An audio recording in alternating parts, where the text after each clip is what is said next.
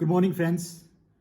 Timber and would product ये second part है इस चैप्टर का बिल्डिंग मटेरियल में, और हम इसके जो भी टॉपिक हैं वो कवर कर रहे हैं। उसके बाद जो भी एमसीक्यू आए हुए हैं प्रीवियस ईयर में वो कवर कर रहे हैं। ठीक है, तो डिफेक्ट इन टिम्बर में देख लेते हैं क्या क्या कौन कौन से पॉइंट हैं। ठीक है, जो मेन है हमारे एग्जाम में जो जिनसे बने हैं क्वेश्चन। तो सबसे पहले है डिफेक्ट ड्यू टू अब नॉर्मल ग्रोथ। भाई अब नॉर्मल ग्रोथ, अगर टिम्बर की ग्रोथ सही से नहीं हुई है, ठीक है, परफेक्ट वो ग्रो नहीं किया है, तो उसमें किस केस में उसमें टिम्बर में जो हमारी वुड है उसमें क्या क्या डिफेक्ट होंगे। तो सबसे पहले है चेक्स। ये क्या होता है, थ्योरी पार्ट देखो। Is a longitudinal crack which is usually normal to the annual ring, okay, affect the durability of timber because they readily admit moisture and air। भाई एक तो ये अफेक्ट करते हैं क्या, जो चेक्स होते हैं वो एक तो एनुअल जो हमारा रिंग होता है उसमें हो जाते हैं एक लंबी सी दरारें। मैं आपको एक इमेज लगा दूंगा, आपको अच्छे से क्लियर हो जाएगा अभी। तो चेक्स आपके सामने है, आपको स्क्रीन पे दिख रहा है किस तरह से एक जो बोर्ड होता है उसमें ये वुड में आपको मिलते हैं। ठीक है, तो एक आइडिया हो गया आपको कि किस तरह के चेक्स होते हैं, और एनुअल रिंग में भी इस तरह के ही ये चेक्स पड़ जाते हैं। तो ऐसा होता है कि जो हमारा वुड होता है उसमें एक क्रैक्स आ जाते हैं लंबे से। ठीक है, लंबी सी लाइनें हो जाएंगी, अलग अलग दो पोर्शन हो जाएंगे, तो उन्हीं को हम बोलते हैं चेक्स। और ये कहाँ होते हैं, एनुअल रिंग से स्टार्ट होते हैं। ठीक है, और स्ट्रेट होते हैं, लॉन्गिट्यूडनल क्रैक्स होते हैं। अफेक्ट क्या करते हैं, ड्यूरेबिलिटी अफेक्ट करते हैं टिम्बर की। ठीक है, because they readily admit moisture and air. और क्योंकि जब इसमें चेक्स जो लाइन बन जाती है तो उसमें क्या होता है, एयर और मॉइस्चर आराम से जाएगा। तो वो क्या है, हमारी जो लकड़ी है, हमारा जो वुड है, जो हमारा वुड प्रोडक्ट है, उसको क्या करेगा, अफेक्ट करेगा। ठीक है, उसकी जो स्ट्रेंथ है उसको कम कर देगा। सेकेंड जो हमारा पॉइंट है, डिफेक्ट है, वो है 6 are longitudinal separation in the wood between annual ring. और एनुअल रिंग के ही बीच में ये क्या होता है, सेपरेशन होता है, लॉन्गिट्यूडनल होता है। ठीक है, मैं आपको पिक दिखाता हूँ इसके बाद, और फिर आपको अच्छे से क्रिस्टल क्लियर हो जाएगा। ये इसके तीनों टाइप हैं अलग अलग, ये आगे हम पढ़ेंगे, लेकिन आप स्क्रीन पे देख लो किस तरह के होते हैं। हार्ट शेक, फिर रिंग शेक या कप शेक कह लो, स्टार शेक्स, ये इस तरह के हमारे डिफेक्ट होते हैं वुड के अंदर, टिम्बर के अंदर। ठीक है, और ये This lengthwise separation reduce the allowable shear strength without much effect on compressive and tensile value. Materially weaken, भाई weaken तो करेगा, स्ट्रेंथ को कम कर देगा। ठीक है, जो कंप्रेसिव और टेंसाइल वैल्यू उसको भी ये इफेक्ट करेगा। इसके 3 टाइप होते हैं, हार्ट शेक, और ये क्या होता है, occur due to shrinkage of heartwood when tree is over matured.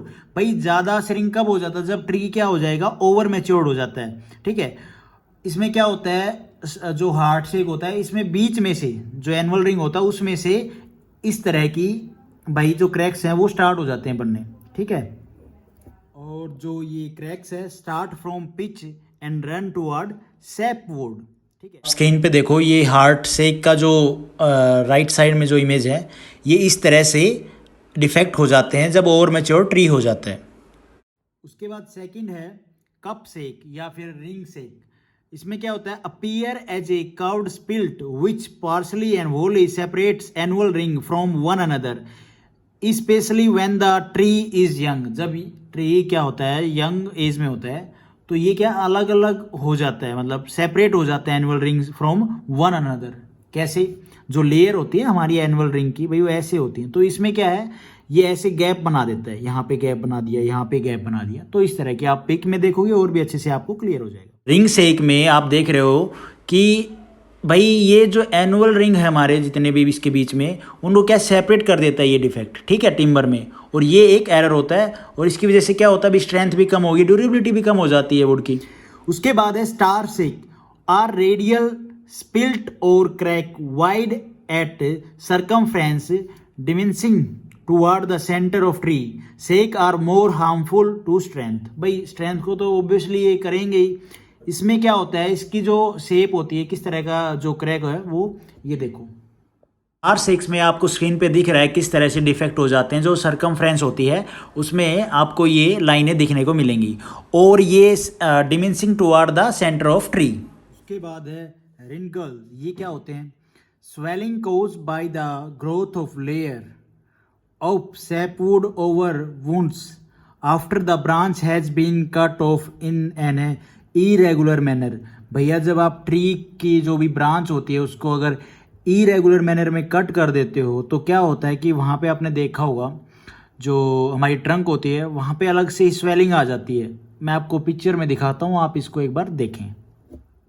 आपको डायग्राम में दिख रहा है जब भी हम ट्री को इरेगुलर मैनर में कट करते हैं तो इस तरह की स्वेलिंग आ जाती है ट्रंक पे, ठीक है।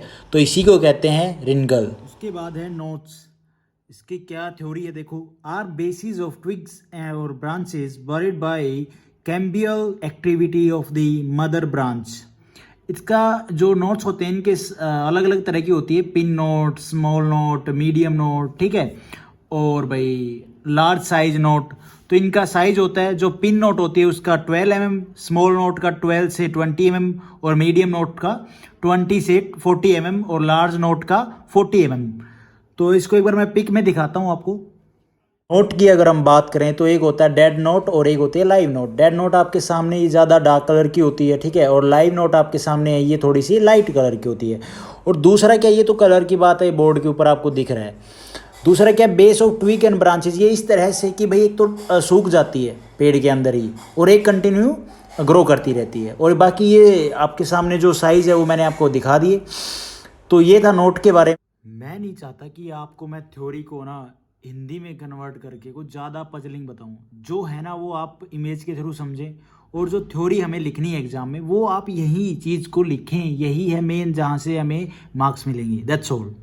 उसके बाद है एंड स्पिल्स, ये क्या होते हैं? Are cause by greater evaporation of the sap at the end grains of log and can be reduced by painting the exposed end grains with a waterproof paint। end spills क्या होते हैं कि जब लकड़ी में से, टिम्बर में से उसका जो मॉइस्चर है वो बिल्कुल ही सूख जाता है। आपने देखा होगा लकड़ी में दरारें पड़ जाती हैं, या फिर उसमें अगर पेंट नहीं किया हुआ तो भी कुछ टाइम बाद, कुछ सालों बाद उसमें वो दरारें हो जाती हैं। तो इसलिए उसके ऊपर क्या है, वाटर प्रूफ पेंट किया जाता है। तो आपके सामने जो बोर्ड है, जो वुड है हमारी, उसमें आप देख रहे हैं कि जो एंड में स्पिल्ट हो रखी हैं, जो दरारें हो रखी हैं, सेपरेट हो रखा है, तो वो चीज़ें ऐसे होती हैं भाई, this is occur during air seasoning, जब आप एक्सपोज करते हो सन और हीट में डायरेक्टली, ठीक है। कुछ और डिफेक्ट्स हैं जैसे फोक्सीनेस हो गया, रैप्चर हो गया। रैप्चर किस लिए होता है भाई? इंजरी या इम्पैक्ट हो जाता है वुड में भाई, काटने वगैरह टाइम या अनलोड या लोडिंग करते टाइम, ठीक है। तो ये चीज़ें हैं। फोक्सीनेस किस लिए? ओवर मैच्योर ट्री में होता है ये इतना इंपॉर्टेंट नहीं था इसलिए मैंने थ्योरी पार्ट नहीं लेके आया। उसके बाद होते हैं डिफेक्ट्स ड्यू टू कंजर्वेशन और डिफेक्ट ड्यू टू सीजनिंग। भाई इन दोनों डिफेक्ट्स का थ्योरी पार्ट है, आप बाहर से देख सकते हैं बुक से, लेकिन इतना इंपॉर्टेंट है नहीं जो एग्जाम में पूछा जाता है, बट मैंने आपको यहाँ पे बता दिया। तो ये मेजर डिफेक्ट्स थे टिम्बर में। Thank you for watching this video.